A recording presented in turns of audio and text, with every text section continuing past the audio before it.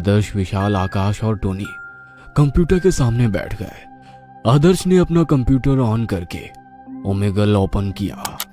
उसने common interest में black magic type कर दिया और फिर उन्हें स्क्रीन पर एक औरत दिखाई दी जो कैमरे के बिल्कुल सामने बैठी हुई थी। वो एक बड़े से कमरे में कुर्सी पर बैठी हुई थी।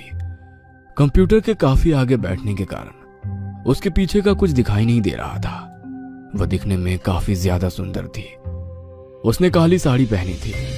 उसकी आंखें और होठ दोनों काले थे। हाय हैंडसम। उस औरत ने हाय करते हुए मीठी आवाज में बोला। इस पर ये सभी लोग जवाब देते हुए हाय बोले। हर किसी को लग रहा था कि उसने उसे हाय बोला, इसलिए हर कोई मन ही मन खुश हो रहा था। आप कहाँ रहती हो? मैं तो आप सबके दिल में रहती हूँ। ये सुन चारों खुश हो गए और शर्माने लगे। क्या आप काला जादू करती हो? बिल्कुल। फिर तो मैं चाहता हूँ कि आप हम सब पर काला जादू करें, क्योंकि आप जैसे खूबसूरत हसीना के प्यार में मौत भी आ जाए तो क्या गम। टोनी उस औरत के साथ फ्लर्ट करते हुए बोला। इस पर चारों दोस्त हंसने लगे। वो औरत भी ये सुनकर शर्मा रही थी। ठीक है, मैं आप सभी हैंडसम पर काला जादू करूंगी, लेकिन आपको एक लाइन मुझसे हाथ जोड़ते हुए कहनी होगी। वो औरत बड़े प्यार से मुस्कुराते हुए बोली। और वो लाइन क्या है? आप सब लोग हाथ जोड़िए और बोलिए, रोशनी, मैं अपने आप को तुम्हें सौंपता हूँ, मैं अब तुम्हारा हूँ। वो औरत फिर एक बार प्यार से बोली और फिर उसने अपने हाथ में एक नींबू पकड़ लिया। आदर्श, विशाल और टोनी तीनों को लगा कि वो औरत उनके साथ फ्लर्ट कर रही है, लेकिन आकाश चौकन्ना था। उसे उस लाइन में कुछ गड़बड़ दिखाई दे रही थी। ठीक है, अभी बोल देते हैं। नहीं आदर्श, मुझे कुछ ठीक नहीं लग रहा है, वो लाइन मत दोहराना। अबे फट्टू, पागल है क्या? पहली बार किसी सुंदर औरत से फ्लर्ट करने को मिल रहा है, उसमें भी तेरी फट रही है। चुपचाप हाथ जोड़ के लाइन दोहरा, वरना मैं विशाल को बता दूंगा कि तू उसके क्रश के साथ उससे छुप छुप कर बातें करता है और उससे अकेले में मिलता भी है। आदर्श धीमी आवाज में आकाश की कानों में बोला। यह सुन आकाश कुछ डर सा गया, क्योंकि वो नहीं चाहता था कि विशाल को इसके बारे में पता चले। ओ ठीक है, आकाश ने कहा और वो मान गया। उसके बाद चारों ने अपने हाथ जोड़े और उस औरत की तरफ देखते हुए एक साथ बोले, रोशनी, मैं अपने आप को तुम्हें सौंपता हूँ, अब मैं तुम्हारा हूँ। ये सुन वो औरत मुस्कुराई और उसने अपने हाथ में रखा नींबू अपने मुंह के सामने लाया और कुछ मंत्र बोलने लगी और फिर उसने एक चाकू से उस नींबू को काटा और वो नींबू खून की तरह लाल दिखाई देने लगा। यह देख चारों घबरा गए। ये तुमने कैसे किया? आदर्श ने पूछा, लेकिन उसने कुछ भी जवाब नहीं दिया। उसने अपने बगल में पड़ी एक काली गुड़िया उठाई और बोली, आकाश। और फिर उसने उस पर वो खूनी नींबू की बूंदें डाली और उसे बाजू में रख दिया। यह देख आकाश घबरा गया। ये तुम क्या कर रही हो? आकाश ने कहा, लेकिन उस औरत ने उसका कुछ भी नहीं जवाब दिया। उसके बाद उसने दूसरी काली गुड़िया उठाई और बोली, विशाल, और उस गुड़िया पर भी कटे हुए खूनी नींबू की बूंदें डाली। यह देख विशाल भी घबरा गया। चिल करो दोस्तों, कुछ नहीं होगा, काला जादू वादू कुछ नहीं होता। आदर्श हंसते हुए बोला। उसके बाद उस औरत ने 2 गुड़िया उठाई और टोनी और आदर्श का नाम लेकर उस पर नींबू की बूंदें डाली। क्या तुम काला जादू देखोगे? हाँ, सभी ने हाँ कहा और उस औरत ने बाईं हाथ में एक गुड़िया उठाई और बोली, ये आकाश है।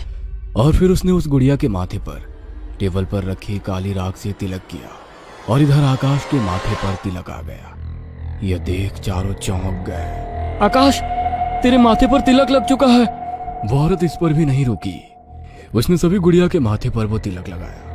आकाश, आदर्श, विशाल और टोनी ने भी वो तिलक अपने माथे से मिटाने की कोशिश की, लेकिन वो तिलक माथे से छूट नहीं रहा था। वो चारों डर गए थे। ये तुमने कैसे किया? ये तो कुछ भी नहीं है, आगे आगे देखो होता है क्या। वो औरत मुस्कुराते हुए बोली और चारों गुड़िया उठाकर वो कुर्सी से उठ गई। उसने कुर्सी कैमरे के आगे से हटाई और खुद भी स्क्रीन से बाहर हो गई। उसके हटते ही उसके पीछे का खौफनाक नजारा दिखाई दिया। उसके पीछे एक कुर्सी पर एक 12-13 साल की उम्र की लड़की की लाश पड़ी हुई थी। वह लाश सड़ चुकी थी और उसके ऊपर का मांस गल चुका था। उसकी हड्डियां दिखाई दे रही थी। उस बचे खुचे सड़े शरीर पर कीड़े रेंग रहे थे। उस कुर्सी के चारों ओर खून का गोला घेरा बन गया था और उस पर दिए जल रहे थे। वो औरत चारों गुड़ियों को लेकर उस कुर्सी के सामने लाश की तरह पीट करते हुए जमीन पर बैठ गई। उसने गुड़िया जमीन पर रख दी। आदर्श, ये एक तांत्रिक है, तू जल्दी से कंप्यूटर बंद कर। आदर्श ने माउस को हाथ लगाया ही था कि तभी वो औरत बोल पड़ी। आदर्श, खबरदार, तुम्हारी गुड़िया मेरे पास है। अगर तूने कंप्यूटर बंद करने की कोशिश की तो इधर मैं तुम्हारी गुड़िया की गर्दन चाकू से काट दूंगी और उधर तेरा सच में गला कट जाएगा। उस औरत ने आदर्श के गुड़िया की गर्दन पर चाकू रखते हुए कहा। यह सुनकर आदर्श ने तुरंत अपना हाथ माउस से हटा दिया। वो डर गया था, लेकिन आकाश ने उस माउस को हाथ लगाया और वो बस टैब को क्लोज करने ही वाला था कि तभी उस औरत ने आकाश की गुड़िया उठाकर उस गुड़िया का हाथ चाकू से काट दिया और इधर आकाश का कलाई से आगे की हाथ कटकर जमीन पर गिर गया। आकाश जोर जोर से चीखने चिल्लाने लगा। उसके कटे हाथ से खून निकल रहा था। यह देख सभी घबरा गए। आदर्श, तू अभी के अभी कंप्यूटर का स्विच ऑफ कर दे। लेकिन वो औरत फिर से चिल्लाई। अगर तुमने ये जुर्रत की तो इधर मैं सभी गुड़ियों के गले काट दूंगी और उधर तुम सभी लोग मर जाओगे। नहीं, तुम ऐसा नहीं कर सकती। मैं आप सभी के साथ कुछ भी कर सकती हूँ क्योंकि तुम लोगों ने अपने आप को मुझे अर्पित कर दिया है। अब आप मेरे बकरे हो। तुम ये सब क्यों कर रही हो? प्लीज हमें छोड़ दो। छोड़ दूंगी, लेकिन तुम सबको मैं जैसा बोलूंगी वैसा करना पड़ेगा। हाँ करेंगे, तुम बताओ हमें क्या करना होगा। आकाश, तुम्हें अपनी जीभ खुद के ही दांतों से काटकर मुझे सौंपनी होगी, फिर मैं तुम्हें जाने दूंगी। उस औरत ने कहा। यह सुनकर चारों खौफ में आ गए। खुद के दांतों से खुद की जीभ काटना कोई आसान काम नहीं था। नहीं, मैं ये नहीं कर सकता। ठीक है, तुम मर जाओ।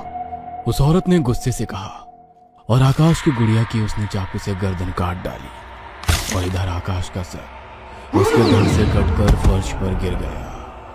वह खौफनाक नजारा देखकर विशाल, टोनी और आदर्श की चीख निकल गई और वो लोग कुर्सी से उठ गए।